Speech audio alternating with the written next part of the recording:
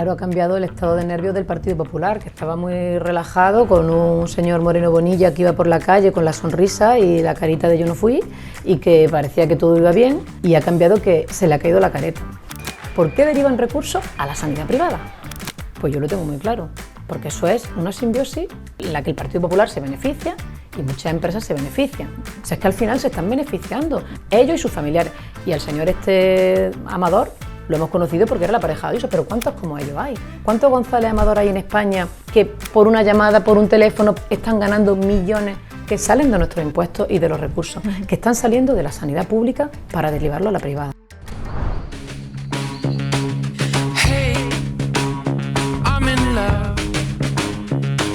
My fingers keep on clicking to the beating of my heart.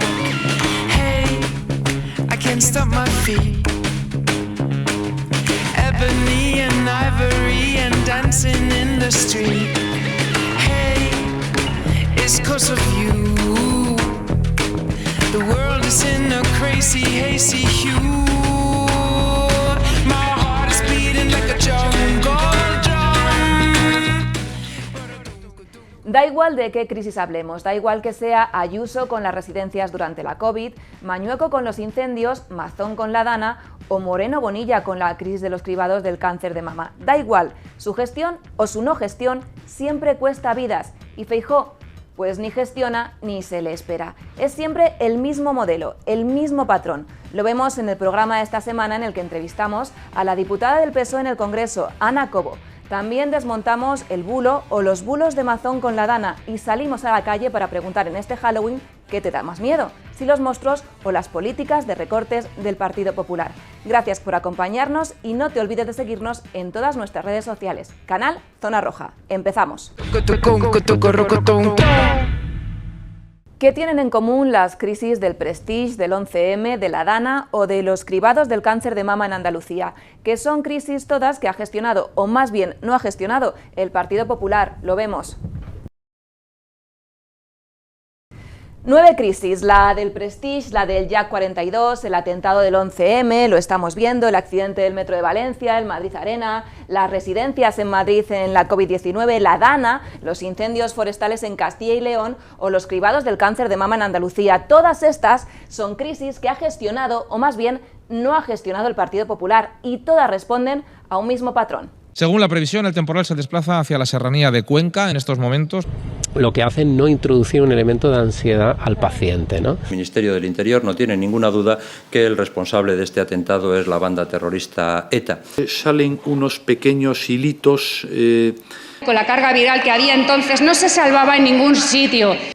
¿Y cuál es el patrón de esa no gestión de las crisis del Partido Popular? En primer lugar, lo estamos viendo, recortes en los servicios públicos. Por ejemplo, Madrid está a la cabeza de la privatización sanitaria, también sube en Andalucía. En segundo lugar, mala gestión. El Partido Popular es un mal gestor allí donde gobierna y siempre que gobierna. En tercer lugar, de ese patrón de la no gestión de las crisis del Partido Popular está mentir. Lo sabemos, por ejemplo, por las mentiras de Carlos Mazón en la Dana, pero también con el peor atentado de la historia de España, con el 11M o, por ejemplo, con el Prestige. Y en cuarta posición, echarle la culpa a otro, ya sea a las víctimas o al Partido Socialista. Así que mucho ojo, porque la negligencia del Partido Popular en su no gestión de las crisis cuesta vidas. Decíamos que el cuarto elemento de ese patrón del PP en su no gestión de las crisis es la mentira, y precisamente para cazar esas mentiras, para cazar los bulos, tenemos aquí en esta mesa de Zona Roja a nuestra compañera Belén Soto. Muchas gracias por acompañarnos, Encantada, Belén. un día más. ¿Qué bulo nos traes esta semana o qué mentira nos traes esta semana? Pues Irene, mira, te traigo la cronología del mentiroso patológico de estos últimos años, que ha sido Carlos Mazón. Como tú sabes y creo que todos los espectadores saben, el 29 de octubre de 2024 229 personas fallecieron durante la Dana, la mayoría de ellas en Valencia, y su máximo representante no ha dejado de mentir desde aquel día. Hasta 8 versiones, creo, ¿no? Corrígeme si me equivoco, Belén. Exactamente, 8 versiones durante todo este año. La historia comienza él diciendo que él estaba en su puesto de trabajo a las 5 de la tarde. Irene, esto le duró días, porque salió a la luz la famosa comida en el Ventorro con Maribel Vilaplana, una periodista a la que Mazón le ofreció A Punt, la televisión pública valenciana. ¿Y qué dijo su equipo? ¿Que había comido como presidente de la Generalitat o como líder del PP? Así, ahí está la cosa. La oposición obviamente fue muy rápida pidiendo la factura del restaurante y de toda la comida. Lo que hizo él y su equipo para intentar escabullirse del asunto fue mencionar de que no fue a comer con la periodista como presidente de la Generalitat, sino como cargo del Partido Popular, y que por eso no daban más explicaciones. Pero a ver, le había ofrecido la televisión pública valenciana, a Punt. ¿Cómo es posible que fuese como líder del PP y como no como presidente de la Generalitat? Porque es la excusa que lo tocó en ese momento. Luego cambió de versión. La periodista, en una carta que se publicó en septiembre de este año, afirmó que la comida no duró, como decían al principio, hasta las 5 y algo, sino que duró casi hasta las 7 de la tarde. Y los últimos apuntes que tenemos sobre este caso es que también se descubrió que Mazón, en plena tempestad, donde ya había personas que se habían ahogado en Valencia, a Mazón le dio tiempo también de acompañarla a un aparcamiento cercano al restaurante. Y hay ahí un lapso de tiempo en el que no se sabe lo que hizo. Exactamente, Irene. De 7 a 8 de la tarde hay un vacío informativo inicial. Lo que más o menos parece que ya se sabe es que llegó a las 8 de la tarde a su despacho en el Palau, pero a las 8:30 supuestamente llegó al CECOPI. Lo estamos viendo en esa foto, a las 8:28 llegó al CECOPI. Bueno, una foto que tampoco está muy claro, ¿no, Belén? Exactamente, es que esto es muy fuerte. La jueza de Catarroya lo que ha visto en esta foto es que es técnicamente una falsedad, o sea que han manipulado incluso la entrada de Mazón al CECOPI, que es este centro de operaciones que se instauró, la primera reunión fue a las 5 de la tarde, pues ese señor falseó que llegó a las 8:28. Ya se había mandado la alerta, esta alerta, que es alert, como ya sabes, tardía, se mandó a las 8 de la tarde.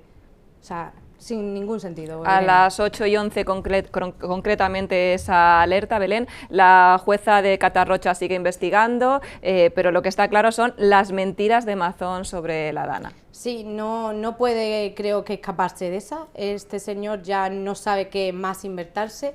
Lo que sí sabemos es que estuvo muchísimas horas en una comida de trabajo mientras sus ciudadanos y sus ciudadanas en Valencia se estaban ahogando.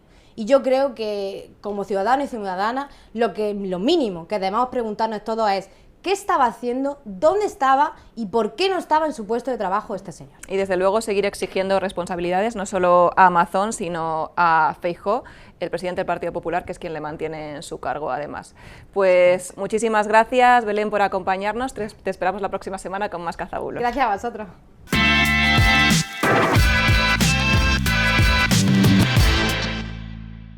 Están los monstruos clásicos, los vampiros, Frankenstein, los zombies y luego esos que dan miedo de verdad porque son los que juegan con la vida de la gente. Nuestra compañera Marta Padilla ha salido a la calle en este Halloween para preguntar a ti qué es lo que te da más miedo. Este Halloween salimos a la calle a preguntar, ¿y a ti qué te da más miedo?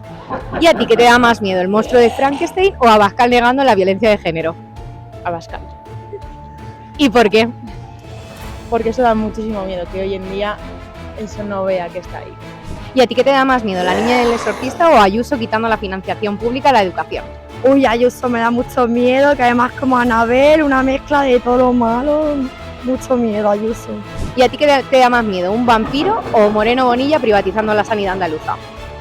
Moreno Bonilla privatizando la sanidad andaluza. ¿Y por qué? Porque sinceramente creo que estamos viviendo una precariedad bastante grande dentro de a dónde va o deja de ir todos los impuestos que pagan los españoles, vamos a decirlo así, y tristemente, ya sin meterme en ámbito político, teniendo lo que tenemos ahora mismo, está bastante jodidita. ¿Y a ti qué te da más miedo, un zombi o Feijóo negando el genocidio en Palestina? Feijóo. ¿Y por qué? Porque creo que negar genocidios es lo peor que podemos hacer. Negar las cosas que pasan en el día a día es la mejor manera de que se repita de nuevo. ¿Y a ti qué te da más miedo, las niñas del Resplandor o España inundada e incendiada por el negacionismo climático de Mazón, de Mañueco? ¿Qué te da más miedo? Me da más miedo el futuro de España en manos de esa gente. ¿Y por qué?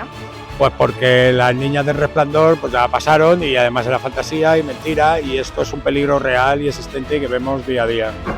Así que este Halloween ten mucho cuidado, porque no todos los monstruos llevan máscara.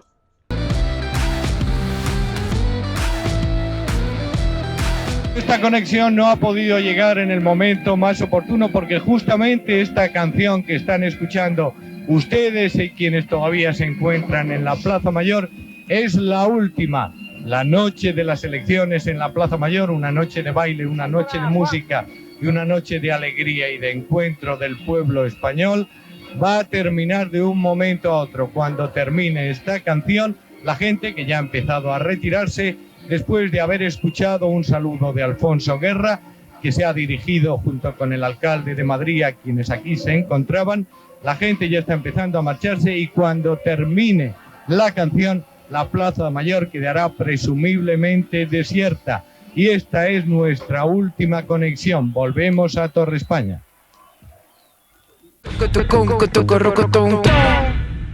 Y abrimos ahora nuestra mesa de Zona Roja dando la bienvenida a Ana Cobo. Muchas gracias por acompañarnos, Ana.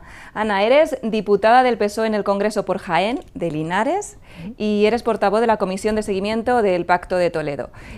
Ana, lo primero que te quiero preguntar, te hiciste muy viral hace unas semanas porque contaste en la tribuna del Congreso de los Diputados cómo la sanidad pública te salvó la vida. Quiero que veamos ese momento y que después lo comentamos. Muy bien. Yo soy una de las miles de mujeres que han padecido un cáncer en España. Eso no tiene nada de especial, un cáncer de mama. Pero les quiero contar algo.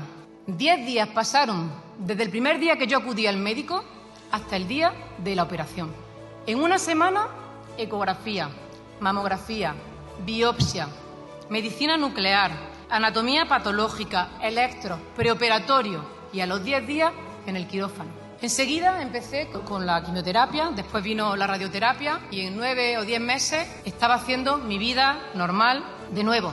De eso hace ya 14 años. Era el año 2011. Yo sé que hoy suena a ciencia ficción, pero es que esa era la sanidad que teníamos en Andalucía. Eso es lo que hemos perdido las mujeres de Andalucía. La sanidad que llega a tiempo. Porque cuando tienes un cáncer solo hay una opción, que es llegar a tiempo.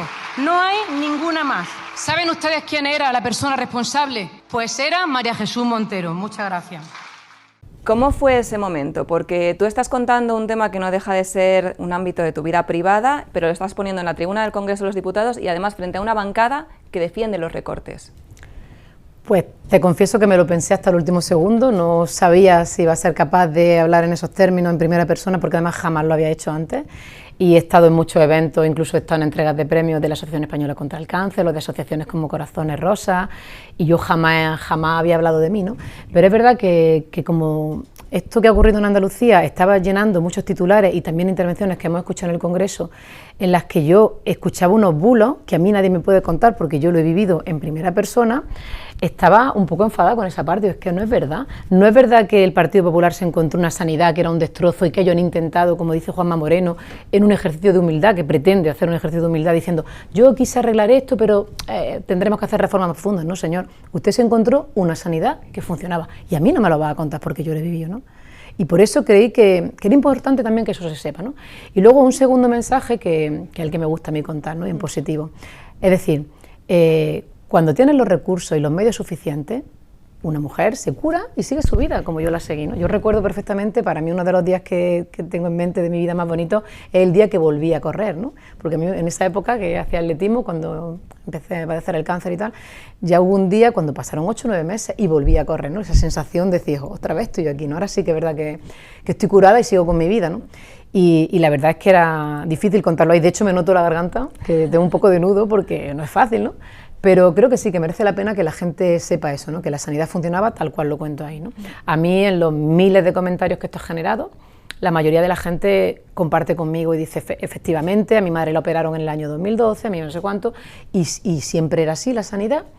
Y luego ha habido alguien que dice, claro, porque tú eras diputada, y bueno, yo ni era diputada, ni era nada, y nadie sabía quién yo era, o sea, simplemente la sanidad funcionó así, y era así, porque yo no viví el cáncer sola, yo tuve muchas compañeras, te haces amiga de muchas mujeres que lo viven a la vez que tú, tenía mi grupo de amigas Q, que yo le llamaba Paqui Q, Loli Q, éramos todas Ana Q, de las compañeras de quimio, Y yo lo viví con ella a la vez y todas teníamos pues, una edad, cuando tienes hijos, y lo vivimos todas igual, con la preocupación que se vive y con la incertidumbre que te hagan un diagnóstico como ese, pero oye, con mucha seguridad, ¿no?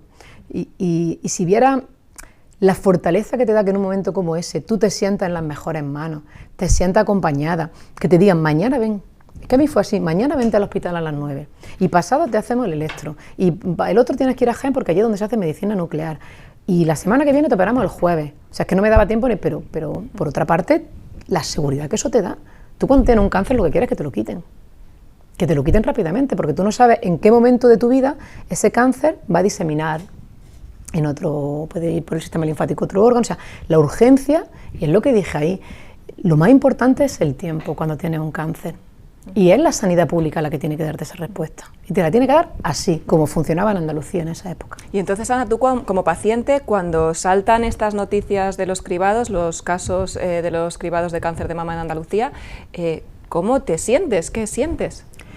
Claro, yo lo primero es que cuando veía a esas mujeres empaticé rápidamente con ellas, ¿no? Porque sé lo que es estar esperando un diagnóstico y lo mal que se pasa, ¿no? Y digo, bueno, ya no solo que no la han llamado y han estado viviendo con un cáncer sin saberlo y eso ha tenido unas consecuencias demoledoras que además no son reversibles. Mira, a veces el Partido Popular se ha equivocado, yo si me pregunta a mí te diré que muchas veces, ¿no? Pero hay cosas que se resuelven derogando un decreto o parando no sé qué norma, como les pasó en su día con el aborto, con Gallardón, que se equivocaron, pero aquí es que el destrozo que han hecho va a costar mucho tiempo reponerlo, ¿no? Pero es que a las mujeres que han dañado, hombre, obviamente a las mujeres que han perdido la vida, ¿cómo se valora ese daño, no?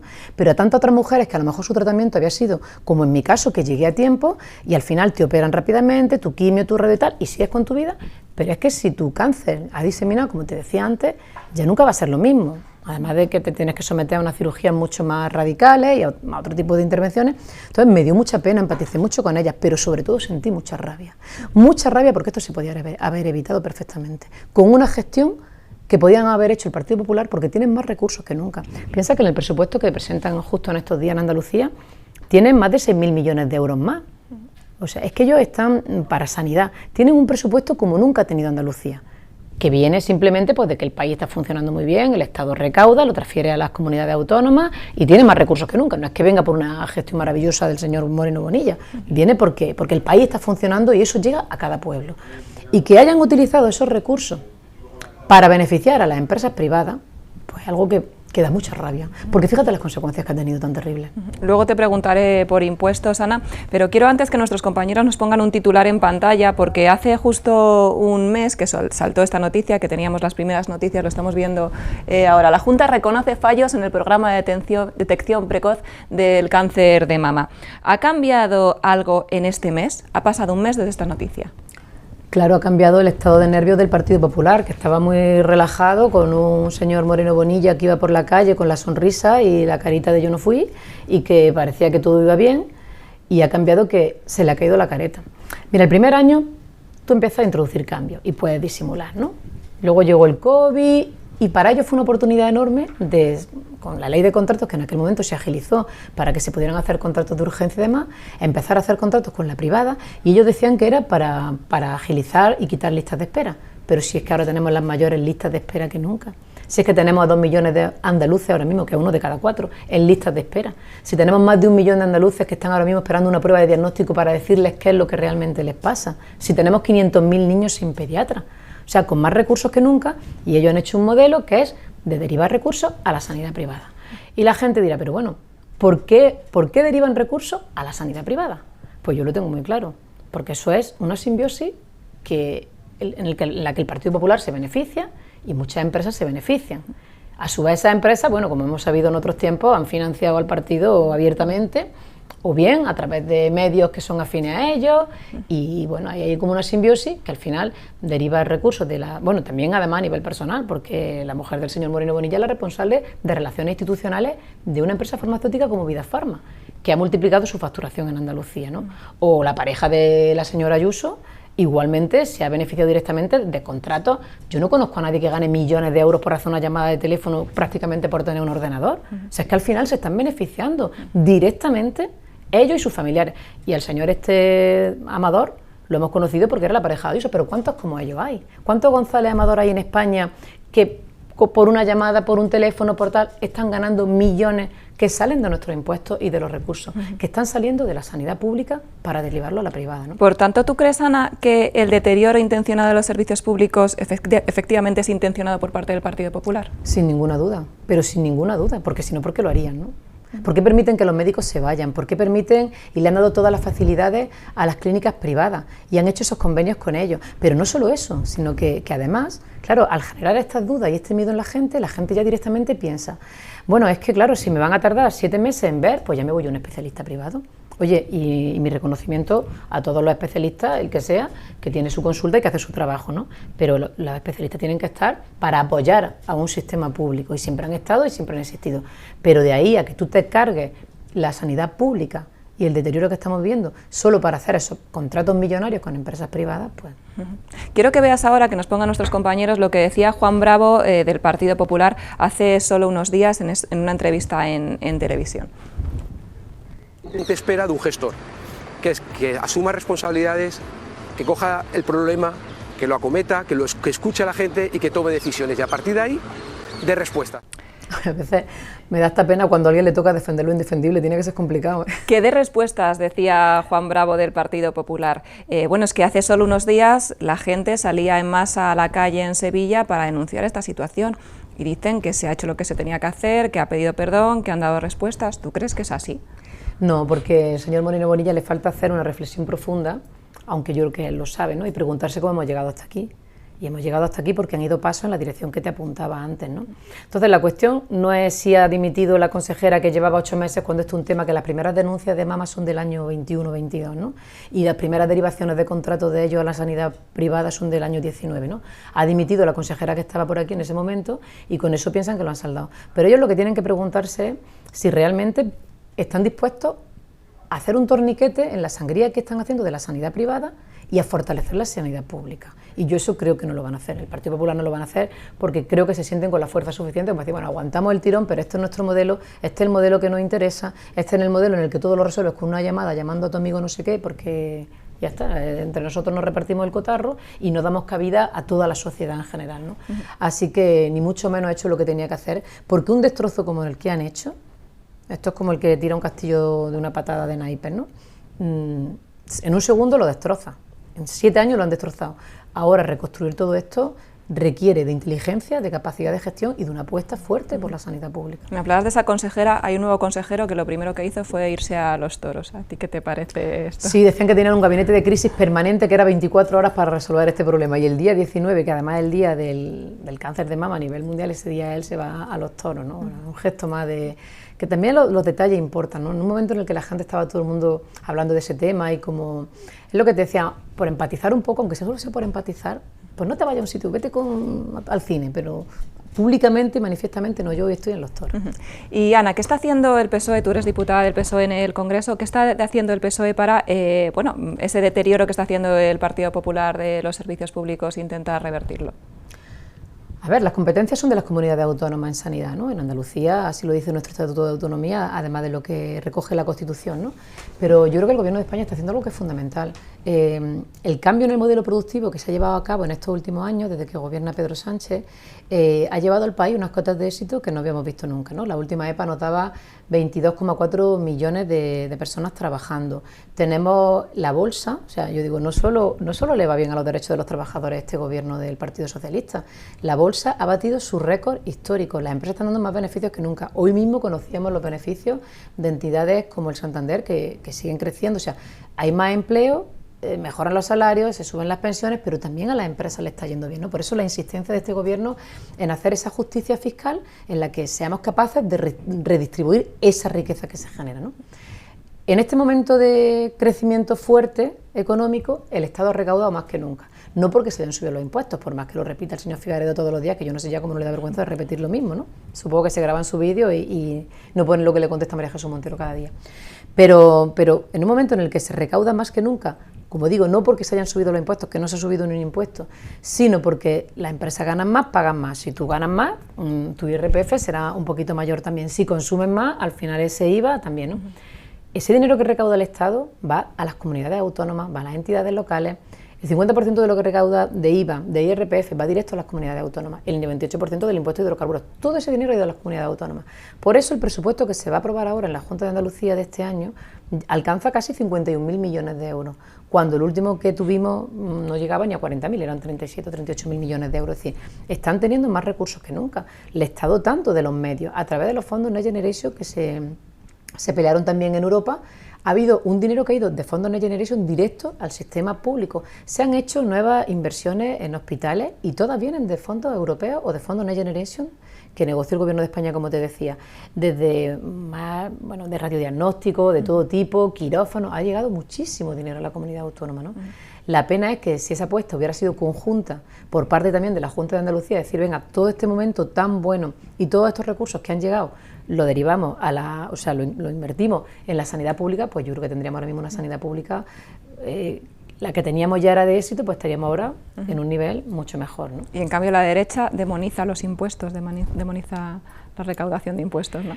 Sí, pero además una cosa que a mí eso es algo que me llama la atención, ¿no? Porque cuando uno desgrana el tema de los impuestos, tú conoces una expresión que dicen los jóvenes, esto es un juega y calla. Un juega y calla. Pues yo creo que el tema de los impuestos es un juega y calla de libro, porque al final el 85% de la gente siempre vamos a recibir más de lo que aportamos, ¿no? Un juega y calla significa, para quien no conozca las expresiones, como estás jugando al fútbol, dice, no te quejes que estás ganando, ¿no? Sigue jugando porque si estás ganando encima de que te quejas, ¿no? Pues esto igual, o sea, es que el 85% de la gente necesitaríamos 3 vidas para pagar con los impuestos que pagamos, y me da igual que seamos trabajadores por cuenta ajena, que un autónomo, que un empleado, no sé, de cualquier empresa. El 85% recibimos más de lo que damos, y necesitaríamos 3 vidas en muchos casos, por ejemplo yo, para pagar el tratamiento que recibí de la sanidad, los estudios universitarios de nuestros hijos, si tienes a tus padres que tienen una dependencia. Pero fíjate cómo permanentemente se está demonizando el sistema de los impuestos, ¿no? Al final ellos tienen esos lobbies tan fuertes que le están apretando siempre para que paguen menos impuestos, como cuando pusimos los impuestos a la energética o el impuesto a la banca. Mire usted que este país está generando mucha riqueza, y que si usted genera riqueza es porque hay millones de personas que cada mañana salen, consumen, viajan, compran, o sea, que se nutre, que esto es como un sistema que funciona, y al final, como se está generando riqueza, hay que hacer que se distribuya, y eso son los impuestos, ¿no? Entonces, como te digo, la mayoría de la gente pagamos una cantidad, pero es muy pequeña comparado con todo lo que recibimos, y en cambio cala el mensaje de que, bueno, los autónomos están fritos de impuestos, de que la gente cada vez pagamos más, y es totalmente falso. Por eso digo, un juega y calla, ¿no? El tema de los impuestos para la mayoría de la gente, especialmente para la gente joven, ¿no? Que ahora vemos esos grupos que hay así como muy rebeldes, ¿no? De yo no quiero pagar impuestos, si total para mí no va a haber nada en el futuro. Por eso te quiero preguntar ahora exactamente. Nosotros tenemos aquí un programa además que se llama Ultra Jóvenes en este canal, en Zona Roja, que hablamos precisamente pues, con los jóvenes, las preocupaciones de los jóvenes, y una de sus grandes preocupaciones es si los jóvenes van a tener pensiones. Tú, como portavoz de la Comisión de Seguimiento del Pacto de Toledo, ¿qué nos puedes decir? Te lo digo claramente, además para que lo escuchen los jóvenes, sí. Sí van a tener pensiones, y te digo por qué. Porque un sistema de pensiones público fuerte es viable, y se ha demostrado perfectamente con las políticas que se están llevando a cabo, ¿no? En este momento. ¿Cómo se financia un sistema público de pensiones fuertes? Se financia con las cotizaciones. ¿Y quién aporta las cotizaciones? Los trabajadores, y en función de los salarios. Es decir, si tú mejoras los salarios, si tú tienes 22 millones de personas trabajando, bueno, cuando Aznar se recorría, España va bien, España va bien, trabajaban de millones de personas en España, ¿no? Hay una cosa que dice mucho el señor Juan Bravo, ahora que lo has puesto ahí, dice, claro, es que España va mejor porque ha venido más gente. No, es lo contrario. La gente viene a España porque España va bien. En los tiempos de Mariano Rajoy perdimos millones de personas de población que se fueron del país porque las cosas iban muy mal.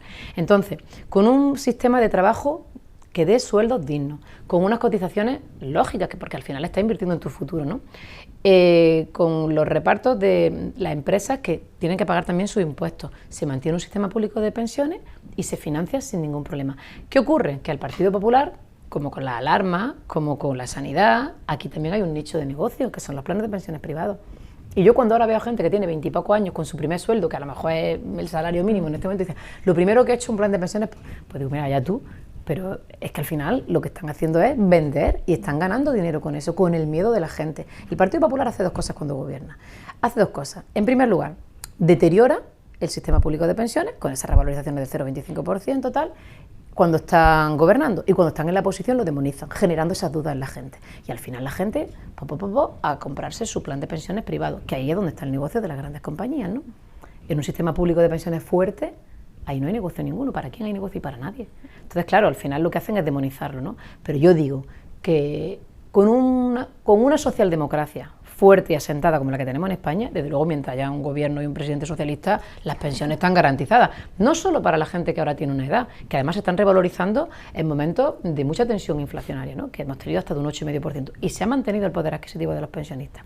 Y fíjate si son mala gente, que yo estoy viendo que están como enfrentando a los mayores con los jóvenes, y te dicen, es que la gente joven está muy mal porque el problema de la vivienda, que es un problemón, eso nadie lo duda. Pero oye, no lo enfrentes con los mayores. Dices, claro, es que los mayores tienen una pensión y los jóvenes, claro que tienen una pensión. La pensión que viene de su trabajo, de su cotización, que se la merecen, que les mantiene el poder adquisitivo y que, ojo, contribuye a esa rueda que te decía yo de una economía que funciona. Cuando una persona mayor recibe su pensión, pues compra en su barrio, gasta en lo que le da la gana, en muchas ocasiones ayuda a la familia o lo que sea, ¿no? Eso está también alimentando el sistema de consumo que tenemos, que al final hace que los pequeños autónomos puedan vivir, los barrios, las tiendas, ¿no? Y que todo más o menos funcione, ¿no? Pero lo están demonizando y ya te digo que detrás de eso es... Un día dijo un señor que vende alarma, le contó a otro, además un periodista le dijo, esto no lo cuentes, que obviamente lo contó, dijo, vendo alarma en un cuarto piso sin ascensor en Vallecas, o en barrio no sé cuánto, o sea, imagínate, o sea, lo contaba como una broma, ¿no? Meten tal miedo a la gente de que te van a ocupar la casa, de que no sé cuánto, pero al final, ¿qué hay detrás de eso? Un negocio enorme que hace que la gente tema alquilar su casa y no la alquile, pero tú tranquilo, que un fondo de inversión verás cómo se te la alquila, al precio que ellos consideren, ¿no? Al final te das cuenta que siempre hay, y es un poco malicioso, ¿no? Porque al final anteponen siempre los intereses de grandes compañías a que jóvenes, familias, tengan pues, una sanidad digna, una pensión en condiciones o hasta una vivienda, ¿no? Pues Ana, ha sido un verdadero placer hablar contigo aquí hoy en este Zona Roja, te espero en otra ocasión, muchísimas gracias de verdad. Muchísimas gracias Irene, buenos días. Y muchas gracias a todos, nos vemos la próxima semana aquí y no te olvides seguirnos en todas nuestras redes sociales, canal Zona Roja. Gracias.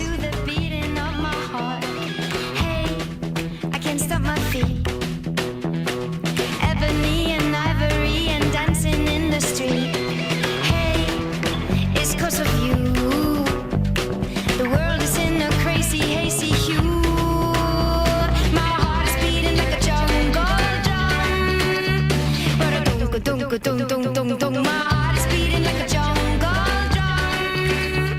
Rock a tuk tuk tuk tuk, rock a